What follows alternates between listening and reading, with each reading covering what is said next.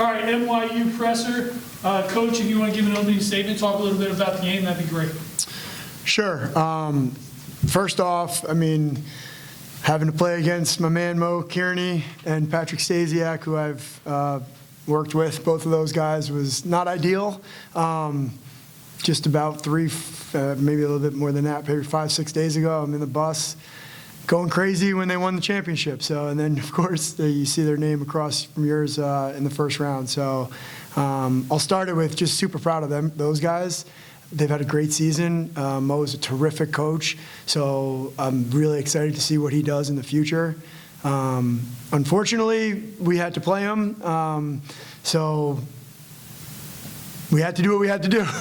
And it was a great game. Our guys came out with great energy. I thought our defense for the first half was incredible.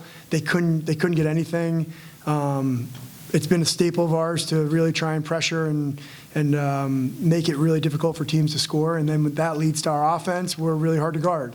So that first half was just a blitz for us, and we were able to carry that over to the second half and keep it going and eventually put the game out of reach and get to rest some of these guys for what's going to be a war tomorrow. Brock, talk a little bit about what it's like on the floor when you're playing that defense and it's just so naturally coming out and becoming offense. What kind of momentum does that give you and your guys? A ton. I think we turned a lot of our defense into offense today, which obviously makes it a lot easier to score. We're a great team that is great at playing together. So when you can put things together on the defensive end, rotations off the ball, talking through ball screens, it makes it a lot easier to play on offense as well, share the ball, shoot the ball well.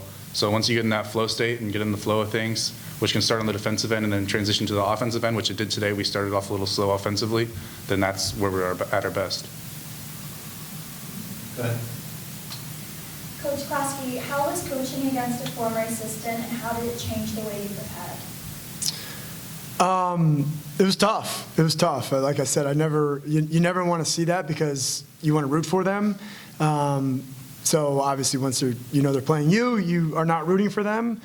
And we run all the same stuff. So Mo's a great coach, and Pat Stasiak, who I worked with for a couple of years over at Colgate, we're calling plays out, and I look down on the bench, and they're calling the same play, and they know exactly what's coming. But that's the beauty of our offense is we're still really hard to guard because there's options off of different plays, and they know that, and we had to guard the same calls and the same plays that they were running.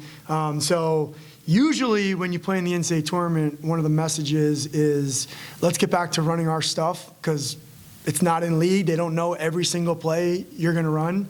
But when you play against someone you coached with, then they know even more than your league knows. So we did know that would be part of the game, that everything we called out, they would know exactly what was coming. But it was tough. It was tough, but still really proud of those guys. I can't believe Mo got a championship in year 2. It's just so awesome for him and their program, and they're young.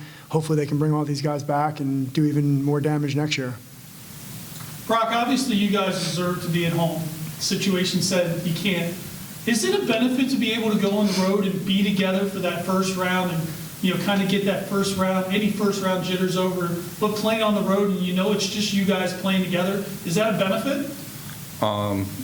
Well, our girls team is at home the first time, or the first weekend, and then away the second weekend. I honestly, looking into it, prefer our situation as the second round, which is our goal to get to after tomorrow, and as theoretically harder. You want to play those 2 games at home where you're comfortable, the atmosphere. You don't have to go through all the nicks and knacks of traveling. Maybe you don't get enough food or we eat good, but whatever it is. So yeah, I'm glad we're getting this experience on the road. Hopefully come out with one tomorrow, and then we're excited to head back home. That's something to look forward to. Well, speaking of tomorrow, first of all, congratulations on a great year. How much of an advantage is it to be able to rest your guys like you did for a good part of the second half? And I know you don't know who you're playing yet, but just maybe anything that you would know about these 2 teams and what you're thinking about for tomorrow. I will get to that. I just want to touch on the question you just asked because it's all new to me in a way. Coming over to D3 3 years ago, I found out about this rule And I just, I'm not one of those guys that sits back and says, oh, this is how it's been done forever, let's just keep doing it.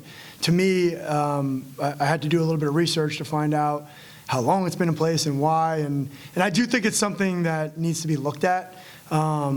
It's not a committee issue. It's not an NYU issue.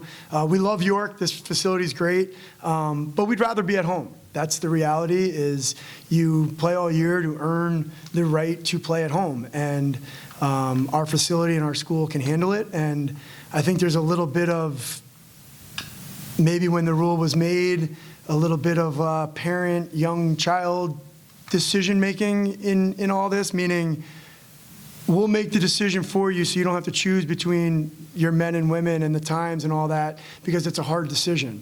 Well, each school can have their own way to do it, meaning maybe they just alternate if they're in that situation.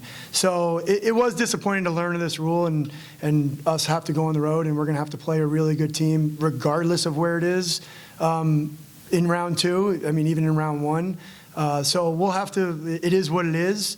We'll go with it. But, when I saw this and that this was going to be a possibility, it was disappointing. And I probably got 20 to 25 texts from people being like, wait, why aren't you hosting? Aren't you the number 2 team in the country? And I had to explain it. And every single one was like, wait, what? You guys are NYU. Can't you support 8 teams? And we was like, yes, but that's the rule. So we have to go with it. But I hope this can bring some light to it. I know IWU and I believe it's Hampton-Sydney are in the same situation. There's 2 to 3 teams every year. So maybe they'll jump on board and we'll make some progress with it. But that's the rule. That's what we'll go with. And we'll have to win on the road. Back to the original question. Both these teams are really good. I really focused a lot on Cortland. Our staff has been working tirelessly on these 2 teams. I did get a chance to watch a little bit. Both are extremely physical, so it'll be a different type game for us where, they'll have a few guys that are as big as our guys and as strong as our guys. John Carroll is an interior team that really pounds the paint, and York has a couple guys that are really good. So I'm excited to go watch this game just as a basketball fan. These teams look really good on film, and then we'll be preparing and hopefully bring our best effort tomorrow, and I'm sure it'll be a really good game. Thanks, Coach. Anybody else? All right, gentlemen, thank you very much. Good luck tomorrow. Thank you. Thank you.